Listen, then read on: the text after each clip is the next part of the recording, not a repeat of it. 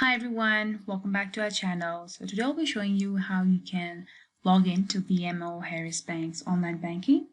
But before you learn to do that, don't forget to subscribe to our channel for more videos like this, and don't forget to leave a like on this video. So let's get started. So first you go to your browser, you go to Google and you search for BMO Harris Bank. Then you go to bmoharris.com, which is official website for BMO Harris Bank. So once the website is loaded, over here on the top of right over here, you can see use secure login. And here you'll enter your user ID where it says user ID, and then you will enter your password.